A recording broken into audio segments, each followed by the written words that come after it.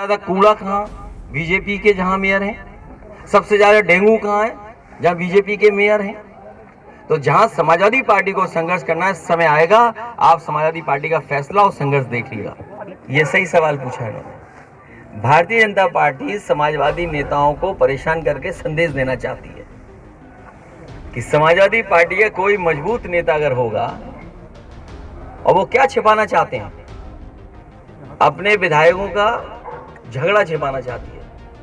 आप शायद जानते होंगे, कोई बीजेपी का नेता नहीं है जो खुश ना हो। सब दुखी हैं, एक दूसरे से दुखी हैं, सरकार से दुखी हैं, अधिकारियों से दुखी हैं। इस बात को छिपाने के लिए, ध्यान हटाने के लिए इस तरह की कार्रवाई चल रही है। दीपक जी से भी क्या बात हुई? तुरंत मुकदमा दर्ज हो गया। आज भी 3 FIR हो गई हैं। 3 FIR किस पे हो गई हैं? इरफान के भाई पे। ये समाजवादियों का स्वागत कर रहे हैं और ये बता रहे हैं कि समाजवादी सरकार आए तो ऐसा ही काम आप भी करना। अखिलेश जी, 3 महीने के बाद आप जेल पहुंचे हैं, इतनी देर क्यों हो गई अध्यक्ष जी से मुलाकात करने में? जो समय हो वो ठीक समय होता है।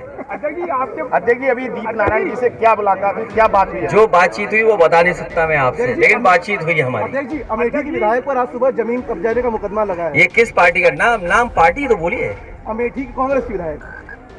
मुझे लगा कि भारतीय जनता पार्टी। नहीं, अदिति सिंह। अगर आप जानकारी करेंगे, सबसे ज्यादा भारतीय जनता पार्टी के विधायक या उनके नेता कब्जा करना जमीन। नहीं, अदिति सिंह जान ही नहीं रहा, ये जान नहीं रहा। मारपीट का रंगदारी का आरोप लगा। अमेठी से विधायक को जानता नहीं किस पार्टी का। आज के टाइम पे विधायक एक एक करके बोलिए। कल आपकी पार्टी के जिलाध्यक्ष के ऊपर भी मारपीट रंगदारी का आरोप लगा। ये भी हमारे स्वागत में हो रहा है। अध्यक्ष जी, आज के टाइम पे बबीना विधायक और सदर विधायक की लड़ाई चल रही, क्या बात है? बार उनका कहना ये है कि समाजवादी पार्टी का जन्म अपराधियों का राजनीतिकरण करने के लिए हुआ। और उनका राजनीतिक जन्म किससे हुआ है? फर्जी पर्ची बेच करके। उनका मुकदमा किस चीज का था? हमारा पत्रकार साथी सही कह रहा है। हमारा पत्रकार साथी एक बताना चाहता है कि मुख्यमंत्री जी ने अपने मुकदमे वापस लिए, डिप्टी सीएम ने अपने मुकदमे वापस लिए, लेकिन हमारे पत्रकार साथी ये बताओ, मुख्यमंत्री जी ने और डिप्टी सीएम ने अपने कौन सी धाराएं वापस ली हैं?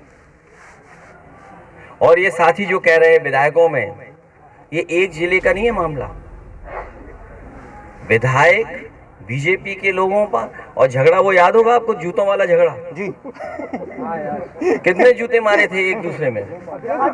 कितने? होगी क्या पता नहीं क्या हो जाए बीजेपी के साथ। ये इसीलिए मैं कहना चाहता हूँ, ये सच है कि अपनी नाकामी छिपाने के लिए। आप बताइए, झांसी में क्या किया? सैनिक स्कूल किसने बनाया? समाजवादी सरकार में बना। क्या बजट ये दे पा रहे हैं? मेडिकल कॉलेज का जो 500 बेड सुपर स्पेशलिटी का वार्ड बने, वो समाजवादी सरकार में क्या बजट ये दे पा रहे हैं? एम्बुलेंस की क्या दुर्दशा है? आपकी 100 नंबर 200 बार क्या दुर्दशा कर दी?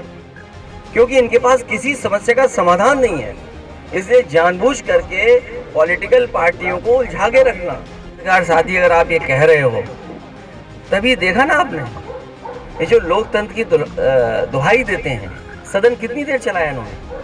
3 दिन के लिए सत्र बुलाया गया, 2 दिन सत्र चला, 6 घंटे में पूरा सब काम करके भाग गए।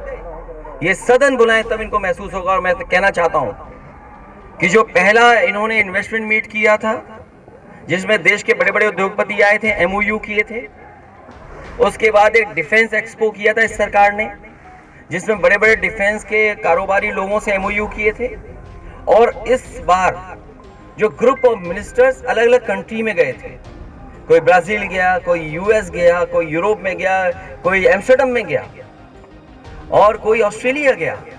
आखिरकार ये मंत्री MOU क्या करके आए हैं? इन सब MOU को विधानसभा में टेबल करना चाहिए। पत्रकार साथियों को जानकारी होनी चाहिए क्या MOU किए हैं। जनता को जानकारी होनी चाहिए, क्योंकि जनता के खर्चे पर ही जा रहे हैं विदेश में, और जनता के खर्चे से ये कुछ कारोबार लाना चाहते हैं। जिस सरकार के पास कोई इंडस्ट्रियल पॉलिसी ना हो, कोई अगर कारोबारी यहाँ आना चाहता है तो किस पॉलिसी के तहत आएगा? जिस सरकार ने कोई पॉलिसी नहीं बनाई, अगर पॉलिसी बनाई हो तो बताएं। जिन डिप्टी सीएम की आप बात कर रहे हो, वो भी विदेश गए थे किसी में, पता नहीं किस भाषा में क्या बात करने गए होंगे वहाँ। अगर उनका, और याद रखना, एक मिनट याद रखना, आप जब विदेश गए होंगे तो इनकी एफआईआर की कॉपी भी जरूर पता कर ली होगी उन्होंने। तो आखिरकार असली बात यह है कि आप जिस के तहत इन्वेस्टमेंट लाना चाहते हैं वो इंडस्ट्रियल पॉलिसी क्या है। कोई कारोबारी अगर इन्वेस्ट करना चाहता है तो इंसेंटिव क्या है उसको। याद कीजिए प्रधानमंत्री यहाँ कितनी बार आए, उन्होंने कहा यहाँ पर ये बनेगा ये बनेगा। आप बताइए कितना हम आगे बढ़ गए, क्या इन्वेस्टमेंट आ गया। अब तो 8 साल हो गए कि नहीं हो गए दिल्ली की सरकार के, और अभी चुनाव आने जा रहा है 24 में, 1 साल बाद। जो काम 8 साल में नहीं हुआ वो 1.5-2 साल में कैसे हो जाएगा बताइए आप। तो डिफेंस एक्सपो के नाम पर और डिफेंस के नाम पर आपको धोखा दिया गया कि नहीं दिया गया। और फिर किस पॉलिसी के तहत इंसेंटिव दे रहे हैं, क्या इंसेंटिव दे रहे हैं, कोई है पॉलिसी। और आप